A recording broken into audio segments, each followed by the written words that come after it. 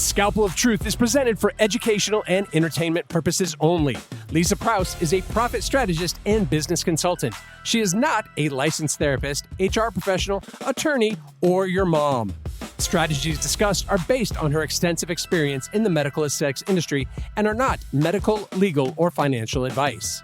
And with that, here's your host, Leisa the Bitchy Beautician and Profit Queen.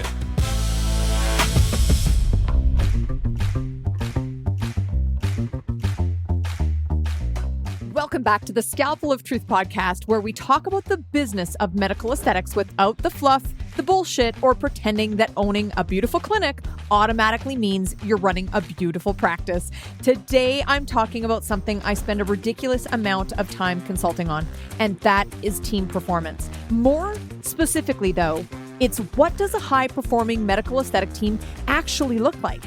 Because let me tell you what it does not look like. It doesn't mean that everybody gets along.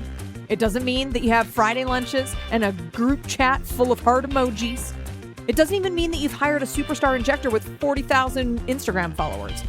And it certainly doesn't mean having a clinic full of people that are really busy.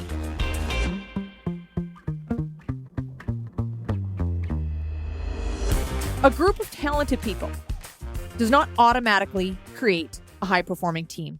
I've walked into practices where incredibly talented providers that were there were absolute operational chaos. Nobody knew who was supposed to be doing what, who was responsible for what. 3 people were doing one thing and nobody was doing another. The owner was making every decision. The manager had the title of a manager but wasn't actually allowed to manage anything.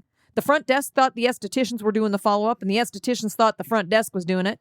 And then nobody did it. And the leads end up going down the street and spending $4,000 somewhere else. And then everybody sits around wondering why revenue isn't growing. Folks, that is not a marketing problem. That is a management problem. A high-performing team has something much less sexy than another marketing campaign. They've got clarity. Everybody on the team knows their roles. They know their responsibilities. They know the numbers that they're responsible for. And they know who owns the decision and how they're expected to communicate. And most importantly, they understand where the practice is going and how their individual performance contributes to the practice getting where you're going.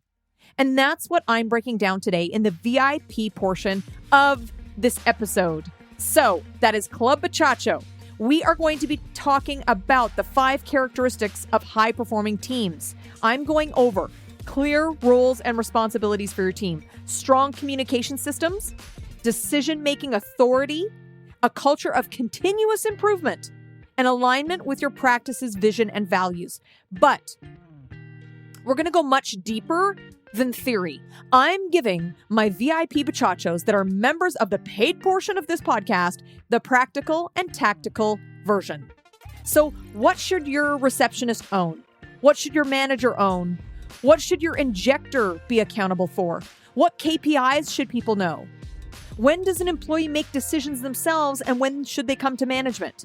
And perhaps the most important, how do you stop becoming the bottleneck of your own practice?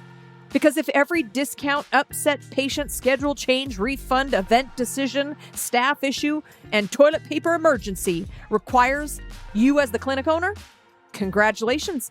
You didn't build yourself a business though. You built yourself a very expensive job with employees and heavy overhead.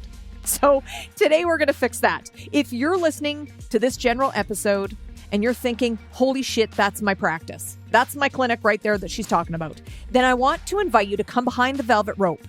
Join the members only portion of this podcast by going to scalpeloftruth.com, because you're about to build the team that can actually scale the practice to 7 figures and beyond. To my VIPs, let's go. Don't want to wait to see things stay the way they are.